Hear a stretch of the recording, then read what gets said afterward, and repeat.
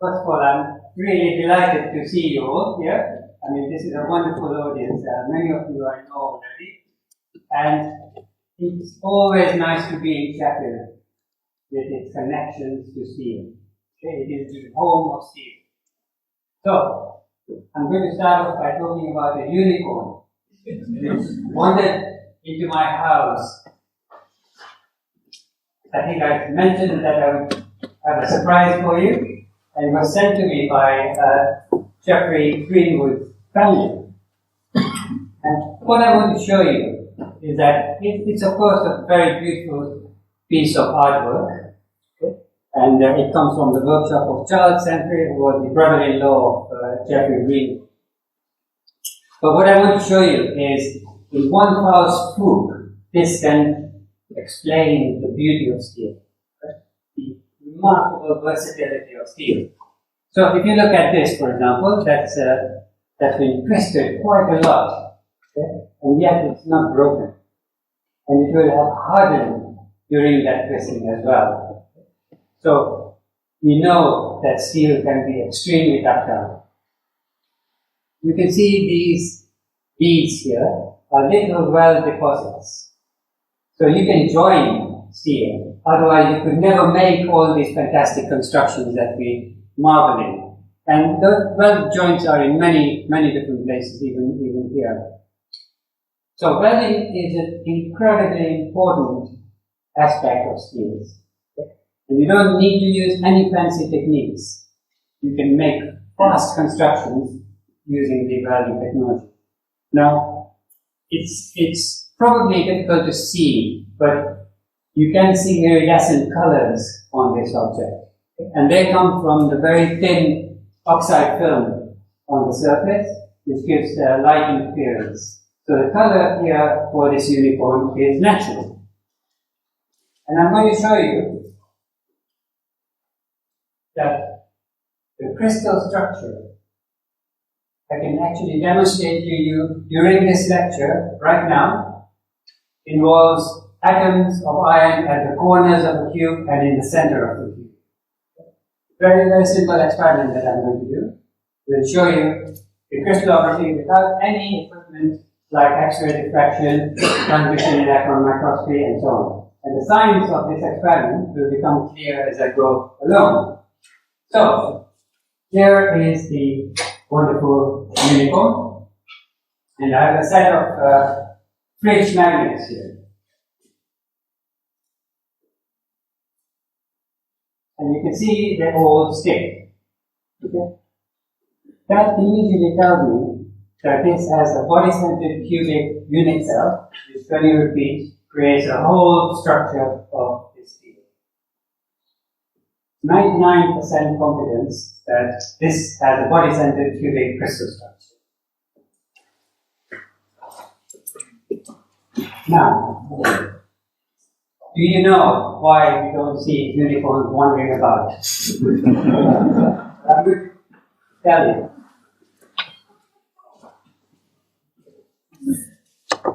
So, there's a lot of Scottish folklore about unicorns. The unicorn is a national symbol of Scotland, one of the national symbols of Scotland, and they have magical powers. Okay? The maiden and the unicorn together have magical powers. So, the serpent was polluting a lot of water, and the unicorn can purify that water. Wouldn't that be useful now? With all the problems we have with sewage going into rivers and so forth, it would be nice to have unicorns. So why can't we see them wandering about? And this is a story you should tell your children and grandchildren. But remember that they will ask you questions of how the story works. Because children are like that. And you can't say, okay, don't ask me why. Okay, so the reason why we can't see unicorns is because bad people wanted to capture their magical powers. So they are hidden in a chamber which is protected by sacred steel. So have a story in mind to tell your children about what sacred steel is. Okay, the metallurgy behind sacred steel. You are all metallurgists here, so you should be able to invent something.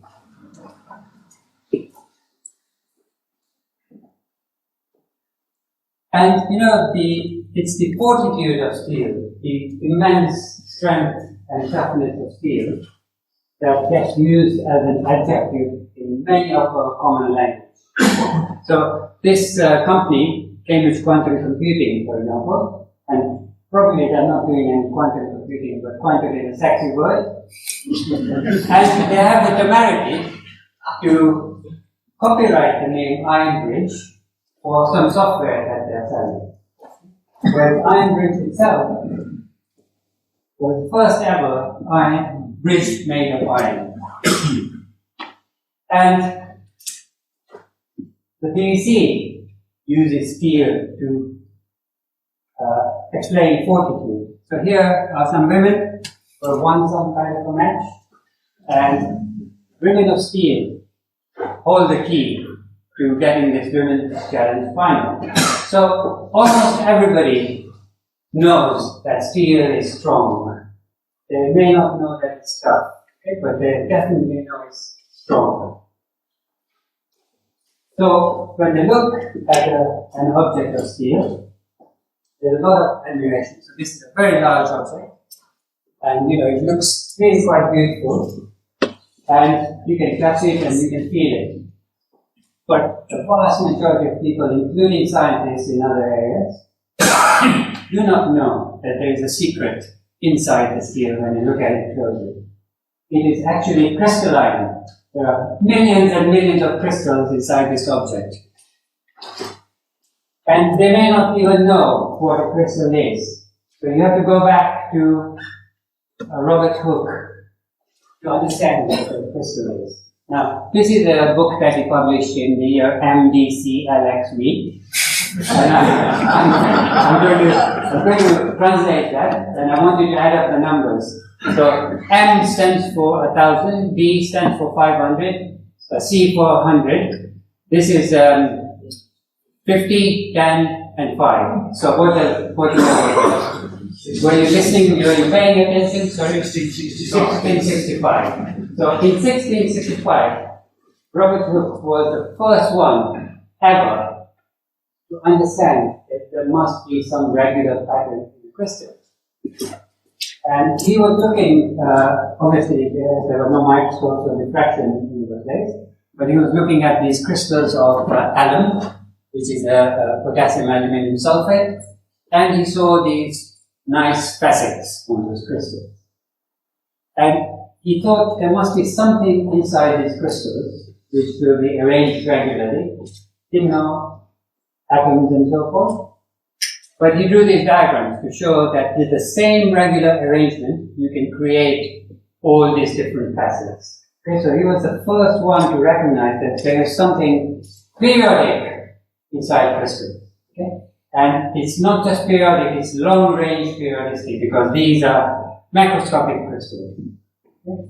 So crystal is defined by long-range periodicity, and the reason why you get these nice facets is because they represent low energy planes. If you allow the crystal to grow very, very slowly under equilibrium conditions, it will develop nice facets on the surface.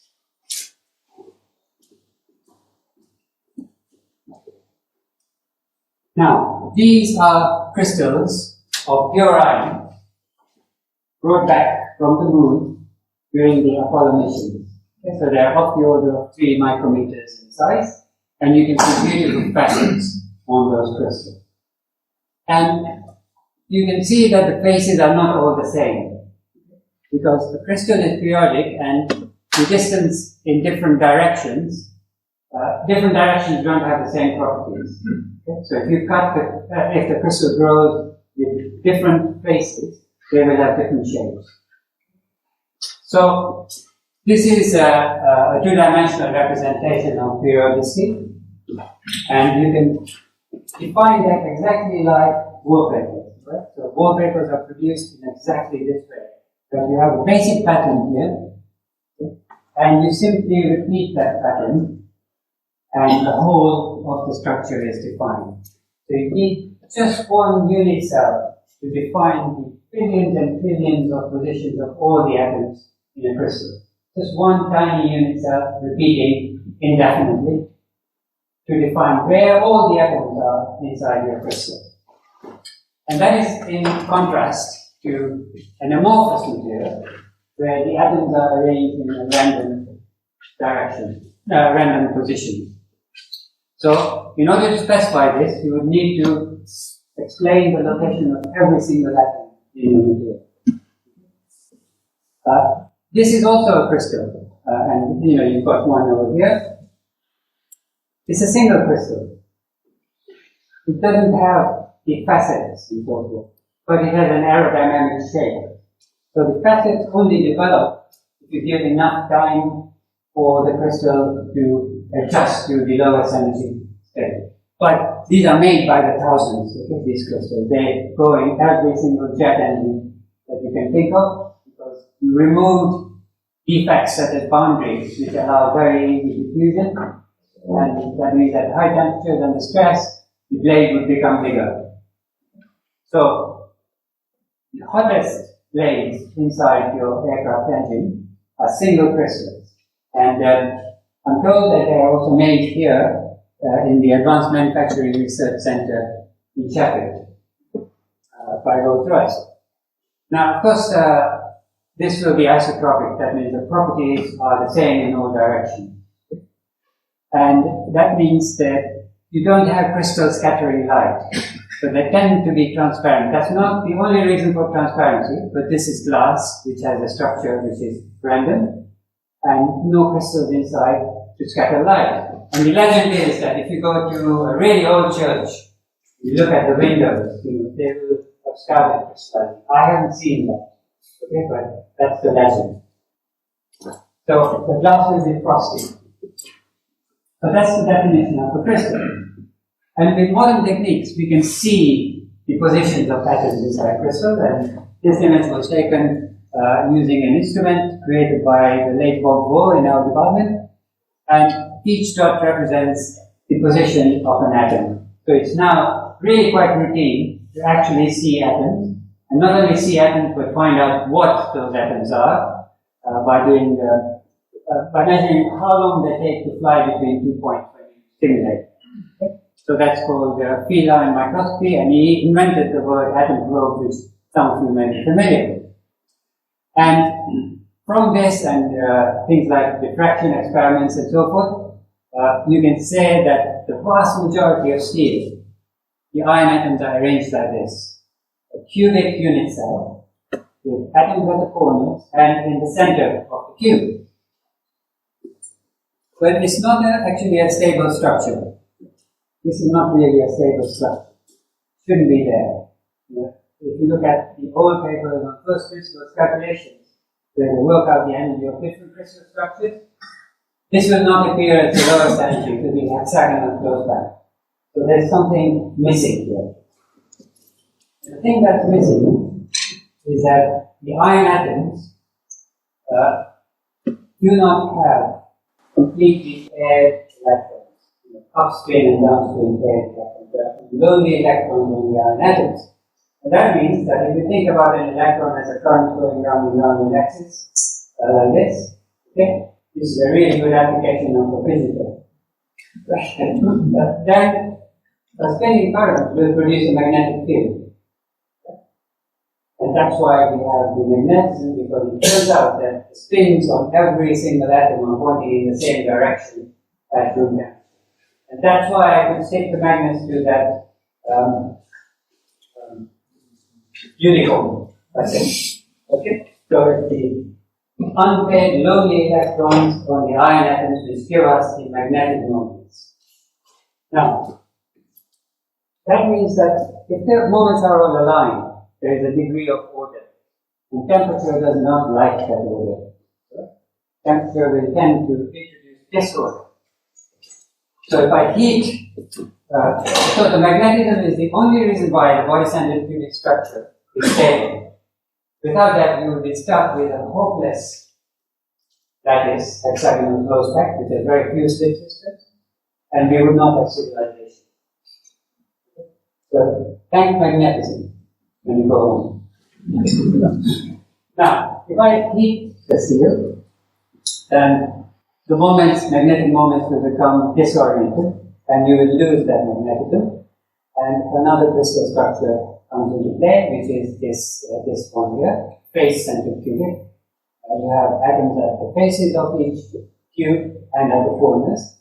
And I'll show you a movie that I made in a children's museum in Switzerland, where you can see that it's first attracted by the magnet, but when it gets hot, it loses its magnetism because the spins all point in different directions. So very simple way. And that justifies the experiment that I showed you on the unicorn to say that look, it's body-centered cubic.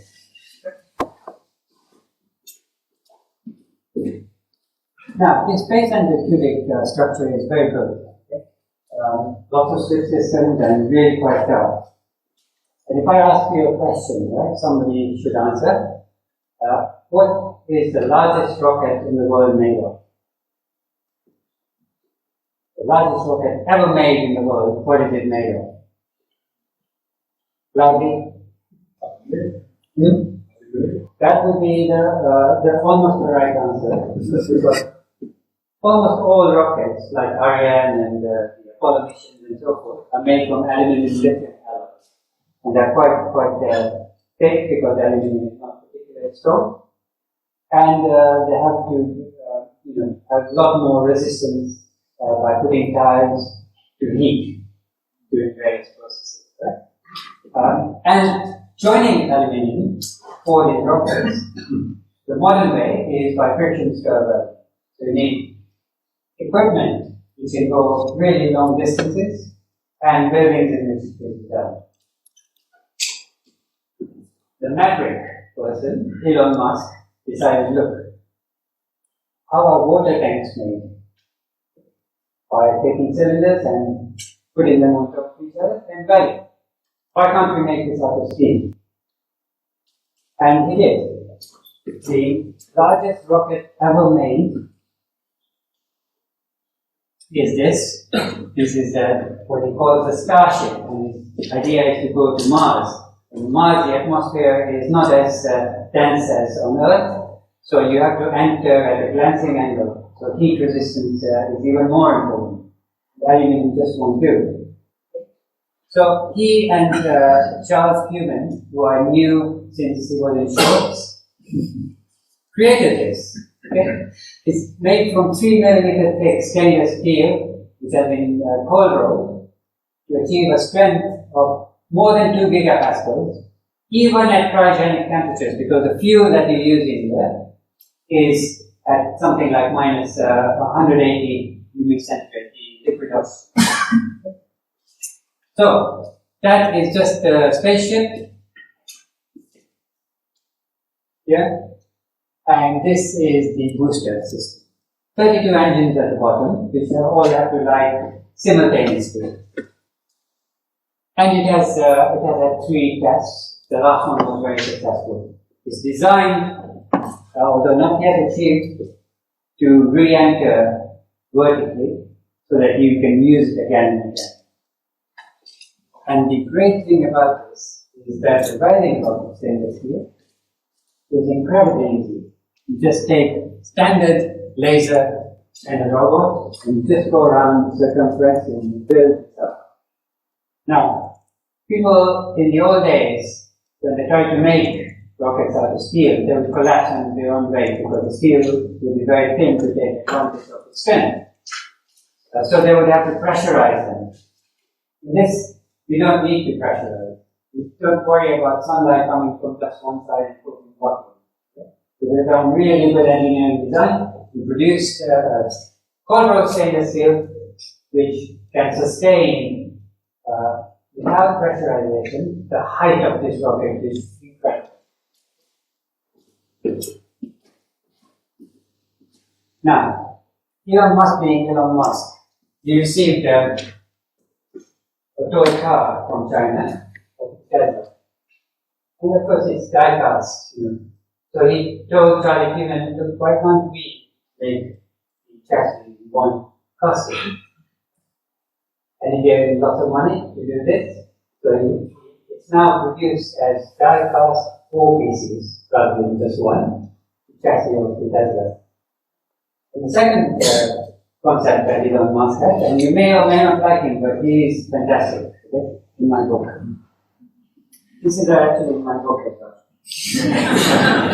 So, you've got this really strong steel. Okay? What else can we do with it?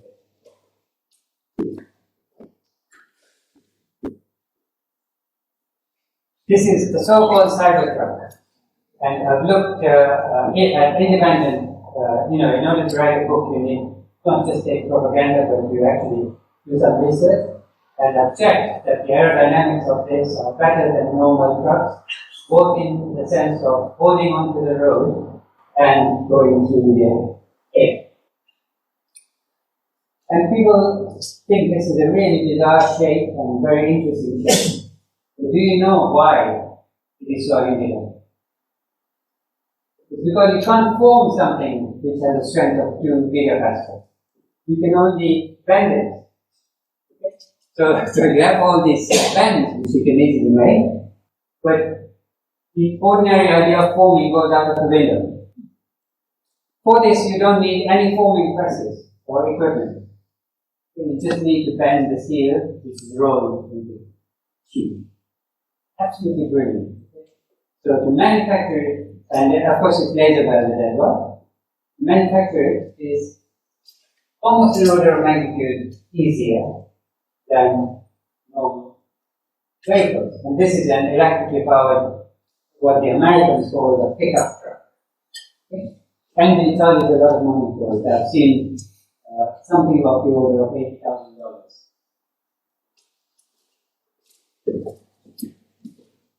Now, it's interesting, but we need to think of how to design steels, design using steels in a much better way, and I'll come back to that later. Now, of course, I've talked about pure iron and stainless steel, but we have, you can do hundreds of different kinds of phase transformations in steel. We can add everything that's in the periodic table, and we can also manipulate the stress, the magnetic field, strain, temperature, various other things. So this makes steel the most versatile material other than concrete. It's the second most used material in the world. So the structures that we produce, you can spend your whole life and more looking at them, and they will be all different. Now, I've talked about the body-centered cubic and the face-centered cubic, and briefly mentioned the hexagonal form of iron, because in pure iron that's only stable at incredibly high pressure, so 130,000 atmospheres of pressure, and the atoms will arrange themselves in a hexagonal pattern like so. And the chairman mentioned that mentioned the steel which required 10 days of heat treatment, but at 200 degrees centigrade, okay, which is your pizza oven. That is the steel here. And if you do a ballistic experiment on this armor,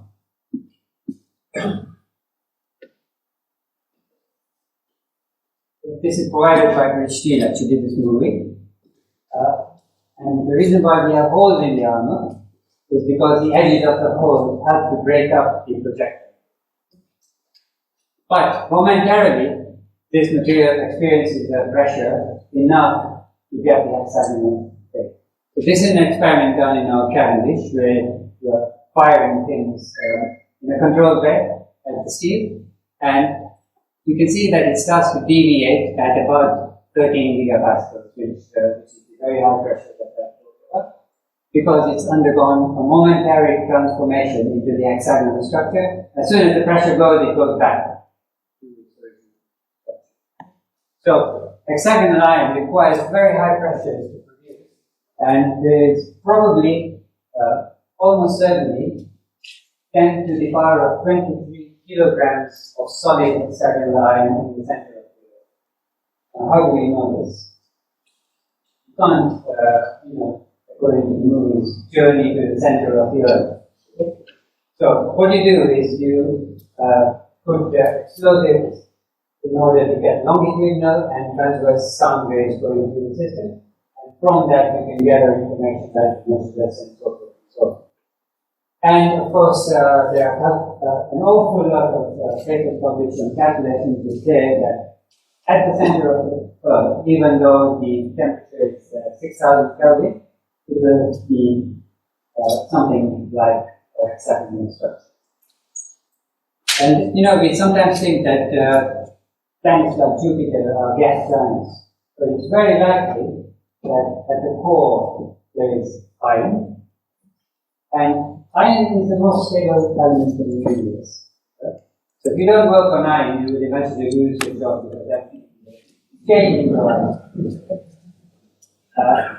And that was a paper published by Fred Hoyle, who is very famous and infamous. He was infamous because he coined the word Big Bang because he didn't believe in the expanding universe. And he made an awful lot of theories which were not correct to prove that Big Bang is not an expanding universe. But he would have won a Nobel Prize for calculating the abundance of elements in the universe. I know of him because he's from Cambridge. Newport's from Cambridge. So, iron is everywhere, and this is the reason why most meteorites will have iron and iron nickel atoms. But we can actually make hexagonal iron by alloy. Okay? So, this, for example, is an iron 25 manganese 2.5 silicon alloy, which transforms into hexagonal martensite. So this is martensite. Martensite is shaped like plates, very thin plates, because that minimizes the energy. So martensite forms by a deformation of the crystal structure, and therefore there's a lot of strain energy, and that strain energy is minimized by making it into a thin plate. And you can form it at a fairly low temperature. Now, here's a problem for the metallurgists. There is no possibility with alloy to make hexagonal iron at a temperature where it will recrystallize. It's impossible. So any hexagonal phase of iron that you see in any alloys, for example, some of the very high manganese alloys which are popular now, will be a martensite transformation. Thin plates, no beautifully reacts grains. So it's an unsolved problem because the fusion at low temperatures is ridiculously slow.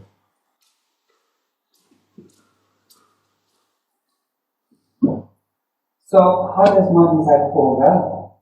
Well, let's say we have a square pattern, and you can change the crystal structure by altering the pattern by a deformation, physical deformation. And of course, this also means that because the atoms have not lost their bonds and positions, you can reverse the transformation by applying the reverse stress or temperature.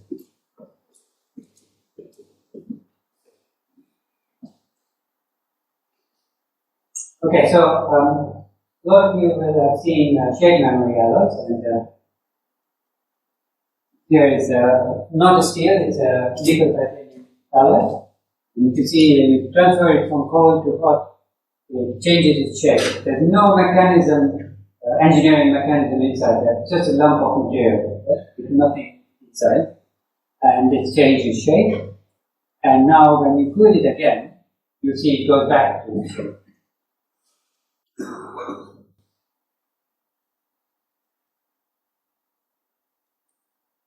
It's incredible. It's all the atomic movements that are causing these changes in shape. The disciplined, choreographed movements of atoms that are causing these changes. So I compare this with ballet dancers, that move. Okay?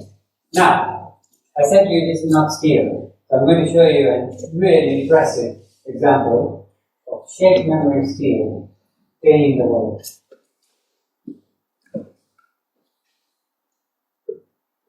So this is a very old bridge in what used to be known as Czechoslovakia, so the changing the names, it's now known as Czechia. And it's 113 years old, and you can see corrosion. And of course, modern traffic over the bridge is more frequent than in the very old days. So what do? Do you knock it down and build a new bridge? Remember that that steel should be treated as a valuable material, not simply to be thrown away. And you all know why we should treat it as a valuable material, because there's some CO2 cost associated with it. I'll come back to that later. So, what they did instead, and preserve the old bridge, is put this shape memory element here. It's made of steel, it's an iron silicon manganese alloy. You then anchor that shape memory element under the beam, and then you put heaters into it so that it compresses by the shape memory mechanism. The shape that you remember is shorter, and that adds strengthening to the steel beam. So this is probably the largest ever shape memory element that I've come across to strengthen an old bridge. Now, Michael said is not the only transformation which involves disciplined movements that happen. The movie here shows one of my favorite transformations called bayonet. So initially the surface is completely polished, almost flat, and when the bayonet forms, it folds upward on the surface, which are very large deformations. Okay? The strains of the order of 0.25. Now just to give you an idea, the steel that supports this building is loaded to a strain of just 1 divided by 1,000. Here, the strain caused by the phase change are 1 upon 4. So they are massive, caused completely by the disciplined movement of that. And this is a bayonet. So it forms at a higher temperature than the mines. And one of the nice forms of bayonet is when you stop carbide particles from forming by adding silicon to the material, which suppresses the carbide. Then you end up with really fine plates, which are fine because you want to minimize the strain energy associated with that change in shape. And in between, you have a really nice face-centered cubic austenite plates. So you have a combination of an incredibly fine grain size of those plates. So the mean free slip distance in a plate is just twice the thickness. And the thickness is of the order of a quarter of a micrometer. So very, very fine grain size. And in between you have a phase which is tough. Now, toughness means the ability to absorb energy on it. That makes the material a safe engineering material. So glass is as strong as steel, but you wouldn't want to make your house just glass because it lacks toughness.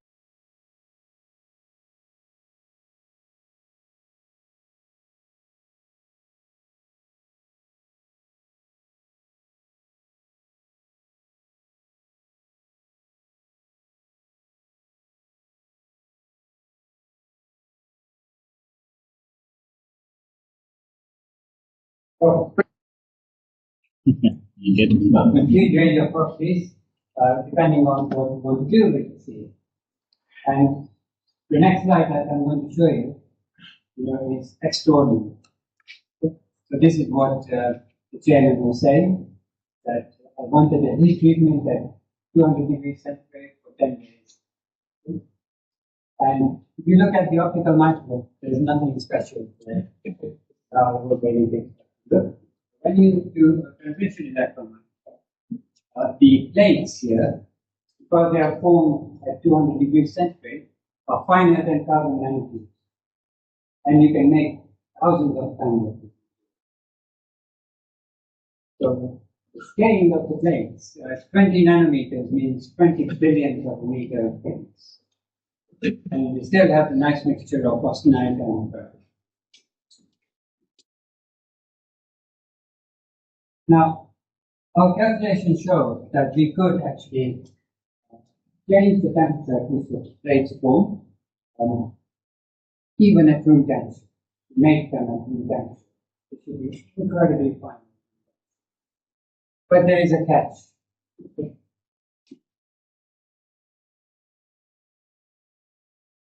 That is, that it will take about 2 years. Is your industry going to support it? The wine industry would be happy to do that. But so far I haven't managed to work with them to do that. So we made a sample, and the sample was made in 2004. And we published a completed that carefully. We sealed it inside inert gas in a quartz tube. And it's archived in the Science Museum in London. So the experiment should be finished in 2001. And the younger people amongst you, if you don't verify it, then I will come and haunt you.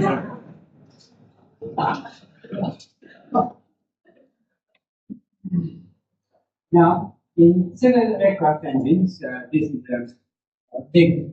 Civil aircraft engines are very big. To extent, I wouldn't recommend this, but you can do this. It's that big. And this shaft here is made normally of two different steels. One is a very expensive alloy, which has to be tough. Because if one of these fan blades comes off, the titanium fan blades are huge, then the momentum release is equivalent to throwing a bus to a height of something like 10 meters. It's very huge momentum. So the shaft has to be able to bend to slightly accommodate the imbalance. So it's got to be very strong, of course, but it still has to have plasticity. So for this region, we use an alloy called air mat 100. Whereas in the high temperature region, you need some creep resistance, and that's a chrome moly steel.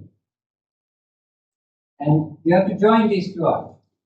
And the joining is done using a process for friction welding, where these two things are rubbing against each other, producing heat, and they join up. And the machine off the access and making this. So that's perfectly doable, but it's massive. So we were asked by Rolls-Royce to create a single alloy to cover all the requirements. Low temperature and the high temperature and the material.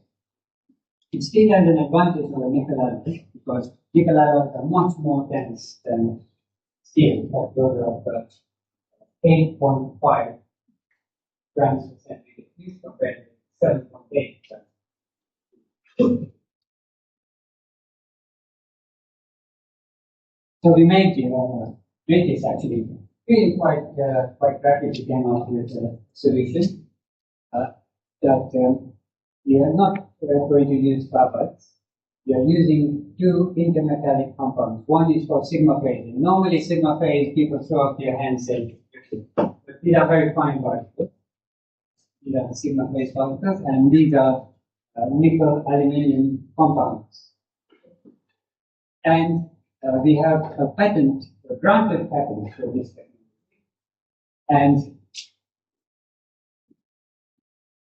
here is Paul here from Rolls-Royce. These are actual blanks made out of that material for civil aircraft. And remember that these are blanks. There's a complex machining, so you can see it here. So the specifications that I mentioned are only a few. There's a huge range of specifications that we have set. Originally, we wanted to make this from the very one layer, but it failed at certain stages of application. So we should understand that not everything is successful in research. Okay, so I was having dinner in Moscow in a building which was about 16 floors high, and I noticed that the chandelier was shaking heavy rain and winds. So I put my phone on the, you can see what's happening. The building is actually taxing. It's just like a ruler. So if the ruler is long, it reflects more. Right? So the building is vibrating in this way. And if you make even taller buildings, that vibration can accumulate to about 1 meter. So the Type A 101 building I was privileged to go in there while it was being constructed, because a couple of my previous students were actually engineers who constructed. And it's 101 stories high, being right to the top. Even the head of Taiwan start at the door, showing what they come to see. And of course, this is an earthquake zone. So that would be this. And this is the picture that I took during the construction. So this is a steel ball which weighs about 600 tons, and it is suspended by ropes from the 92nd floor and connected to damping devices. So it's called a fuel damper. It corrects for wind forces, earthquake forces, and so on. And these are my former students, and of course this is me. And just a few months ago, I went back. The base of the ball goes right here. And you know, the steel ropes themselves are amazing technology. They're made from so-called pearlite, which is drawn out enormously to get strength. And these are separate plates of steel that join together by welding. So this is purely additive manufacturing. We start with layer, put another layer, but on a grand scale. Okay? So this is why I was explaining to somebody that this is the largest object ever made by additive manufacturing with steel, no less. Okay? And the building survived without any damage in a Richter 6.2 earthquake. Now, I want to explain that there is actually no challenger at all to steel.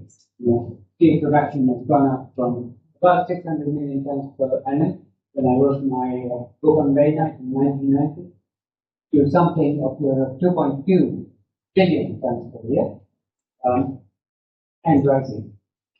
And everything you hear from universities about this material being so much better than steel, it's all nonsense. I would like them to create something which can compete with steel so that we can reduce the amount of steel that we produce. It's a big problem because, steel production causes CO2 emissions. But I want to change the story. It's not steel production that produces the CO2, it's you. You are all responsible for the pollution. You are buying steel. If you weren't doing that, you wouldn't be producing 7% of the CO2 in the world. Remember that. It's very important. Show you how to solve it. But before that, I'll show you another example of additive manufacturing, which is done by running effectively a 3D printer but using welding for steel. And this particular component has been produced by additive manufacturing, which allows also a different design. And it uses 70% less steel. So it isn't just about steel, but also about manufacturing. So this component serves the same function, and because you've been able to adapt the design because it's 3D printed, you can use 70% less. Okay?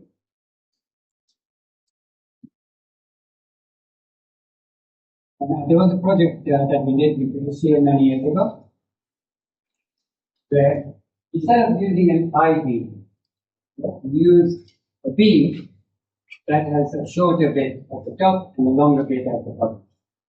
And the reason is you can put your floors in between, all the services. So the height of the building is reduced. You use less material. Total height of the building is reduced without losing the space in any of the rooms. So the floors are not going on top of the beam. So it's a very clever design. This happens to be my granddaughter. So we're very happy holding this.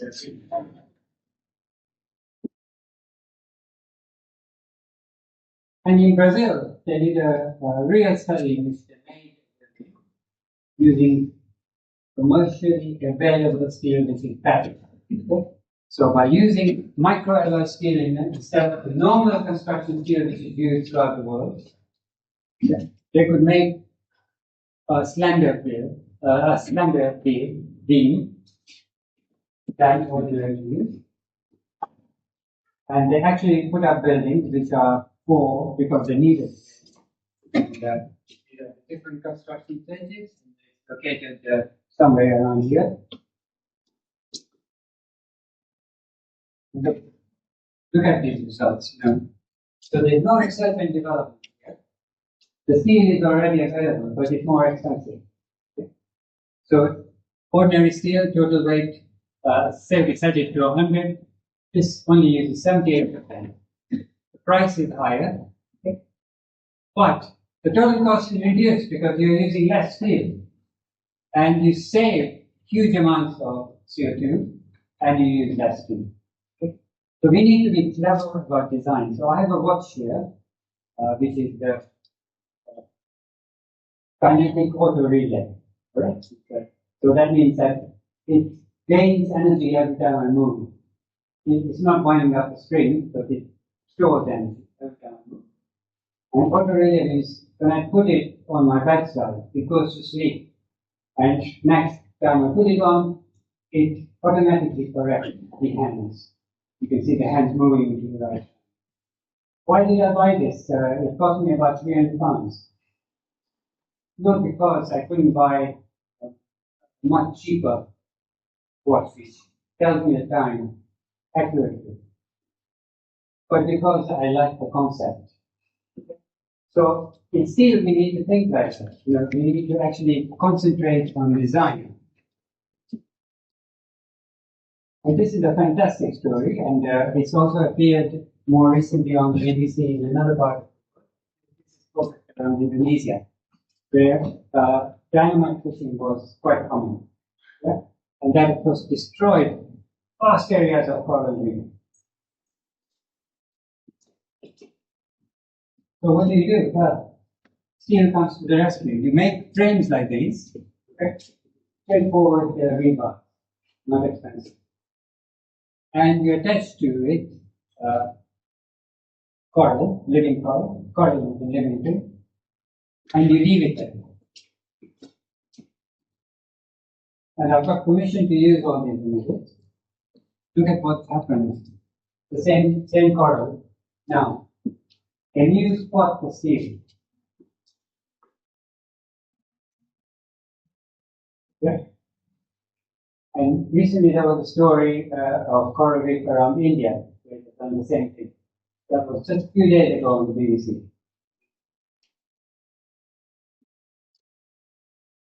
So here is my solution. How do we reduce the amount of steel without causing any pain and okay? We impose a tax on the quantity of steel in anything that is imported or produced locally. And just like supermarkets, where the plastic bag charge is used by 98%, but the money from the 10p a bag goes to the supermarket. This tax should go back to the local steel companies to create new technology. And this would be so easy because we are not in the EU. So we can make our own law on an environmental basis, that's perfectly okay. But that's the only advantage of not being in the EU.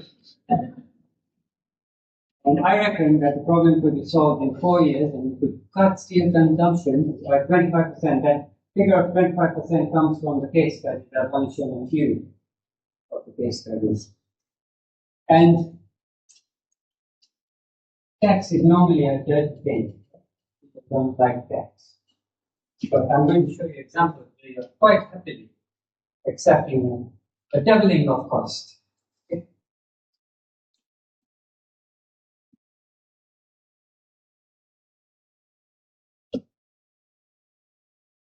So, electric cars is what we all dream about. That's a petrol car, and there we have an equivalent electric. And you have all accepted that in 2035 you will only buy electric cars at double the price. Hmm? Yeah, but nobody, not a single person has declared. And I haven't heard any of the politicians talking about it. In the election campaign, nobody talked about it. It's only going to go up because the magnetic materials that are used for motors are rare. And we need really good magnets to motors of electric cars. Not only that, but last year the government collected 24.3 billion pounds from fuel duty. At the moment, there is no fuel duty. They will find a way of recovery. Not a single person mentioned about the movement, mentioned, nor has it been discussed by anybody in the government except Rishi Sunak. The original deadline was 2030, and we moved into 2035 before the cost of electric cars is too high. The better option, of course, would be much better for people than electric cars.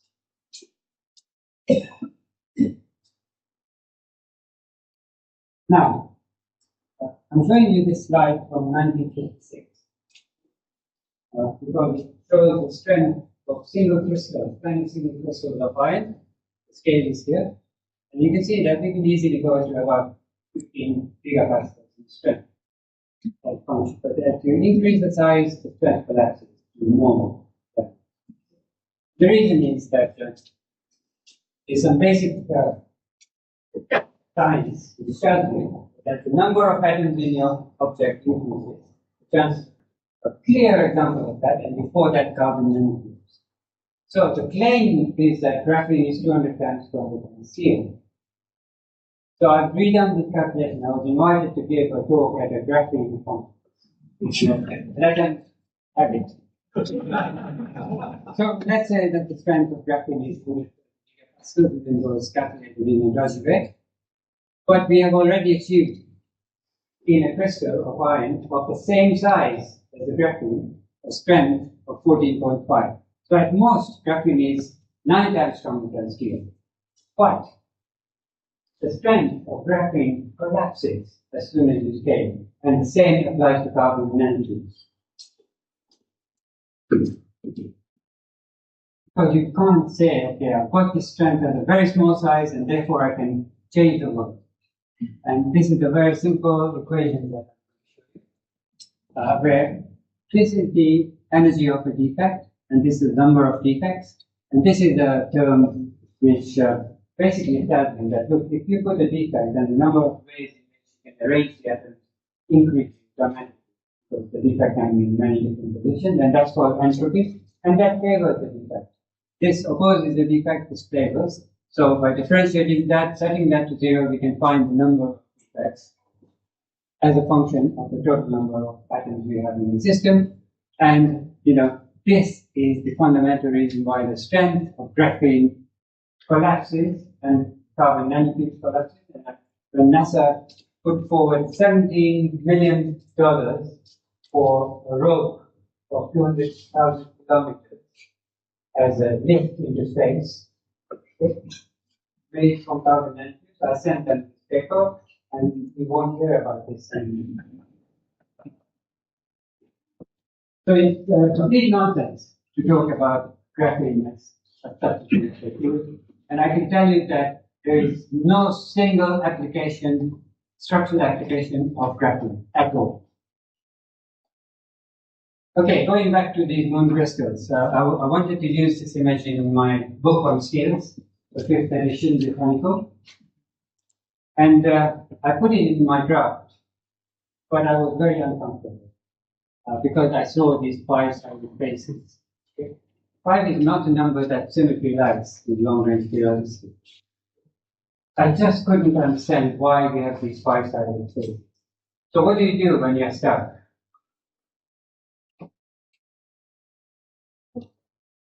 Phone a friend. Yeah. I have a very good friend, this is Kevin Knowles, who is one of the most meticulous scientists who doesn't give up. Okay? And I set him on this problem, and he worked for 3 months on this to find out why we have these 5 slides and what are the crystallographic indices of these spaces, because NASA was not concerned with that. So, it's very strange. These spaces are not what you would expect normally, like close back planes 1, 0, 0, 1, 0, 1, 1. But 2 to 9. Why on earth would nature choose a phase which is so irrational? Now, one reason is that these crystals grew on the moon from vapor. They are pure, they are not from meteor, they're pure inside a cavity, and they grew from vapor. The growth favors surfaces with lots of steps. So, although microscopically these planes are 2 to 9, it will consist of a combination of lower energy facets, which gives steps on which atoms can deposit more easily than on the flat surface. So that is our explanation for this, and we are hoping that future missions to the moon will bring back some more samples, because we are working on a 50-year-old story on images alone. Now, when we wrote this paper and published it, I explained to my friends that no one will be able to see it. It will never be cited. It won't change anything on Earth. It's just a curiosity-driven piece of research.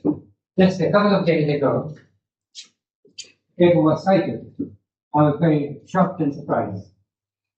It's interesting, but it's not, I couldn't think of any application. So this is a paper written by Technion, colleagues in Technion in Israel.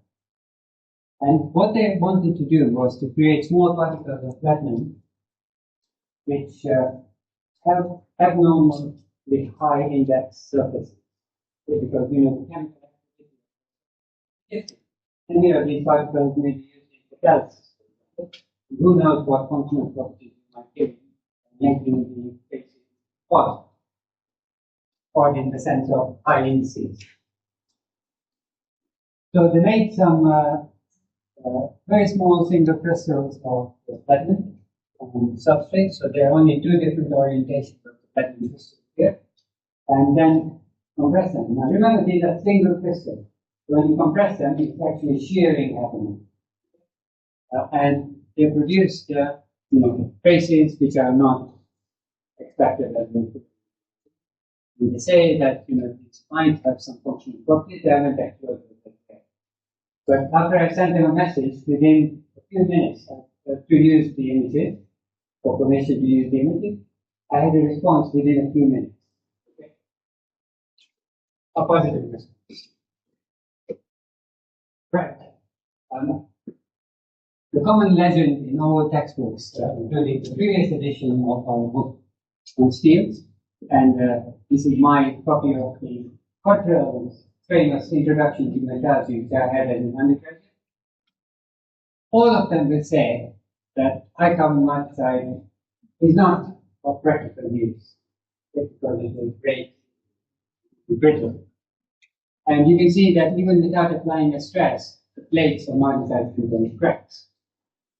Because the story we tell undergraduates is that you must temper the material in order to gain some ductility toughness. So I'm going to show you how to get rid of tempering and get huge toughness. So this is what we did many years ago, where we altered the austenite grain size and produced martensite in the same steel. You can see that there's lots of cracks, and the cracks become infrequent when you reduce the grain size of austenite by micrometer. So supposing we can reduce the grain size of austenite to a quarter micrometer, that would completely eliminate the problem. How on earth do we make the grain size of the parent to a quarter micrometer? Well, the story from Sheffield, which should have won a Nobel Prize, and I wrote that in the preface to my first edition book. It was, incredibly clever work done in that period, adding very small quantities of niobium. They actually created the niobium industry that controls the austenite grain size. But you can't control it to a quarter same concept I'm going to use for high carbon untested mines. And the reason why it should get tougher is if I make the austenite grain size less than the distance between these cracks, then there's a lesser chance of cracks forming, because from composite theory, the stress at the ends of the fiber decreases. So if I make the fiber smaller, you can't transfer stress onto that fiber. In the same way, we won't transfer stress into a single plane instead of in a group. So how did we do this? Well, we severely deformed the austenite at a low temperature, 40 degrees centigrade. This is in commercial production, not a laboratory experiment. Look at the amount of pain these grains have gone into. But more than that, there are huge numbers, density of deformation. So effectively, the coherent regions become incredibly fine. And the best way to illustrate this is to show you in a single austenite grain, you should get no more than 24 microcycles. We can get thousands. Okay? Because we create orientation gradients inside a penetrate grain. And if you look at this, these are the pole figures, and you have thousands and thousands of orientations. That means that any crack would have to, any cleavage crack would have to change direction very frequently. So, in the untempered state, we achieve reproducibly a toughness of 75 microns. This is very impressive, and this is the very fine grainite that I talked about. So we have beaten our own work. And we can even get certain properties at minus 40 degrees centigrade and reasonable with a strength of the order of 2 kilopascals here. Now, originally, the project was conceived for making a blast resistant steel. Right? And a blast means that you have a distributed impact, not a ballistic impact, but a distributed certain load.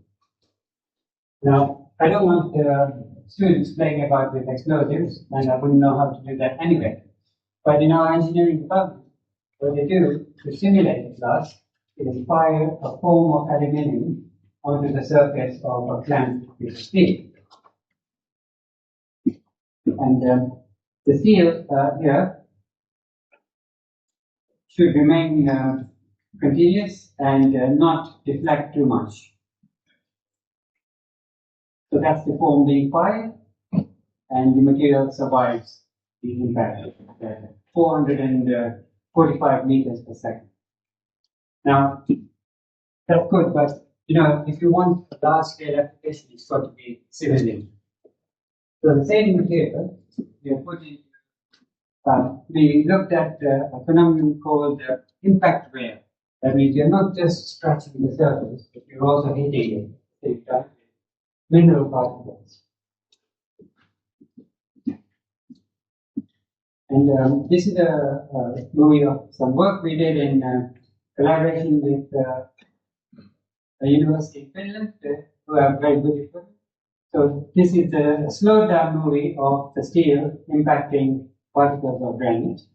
And of course we obtained very good impact wear resistance, better than any commercially available material.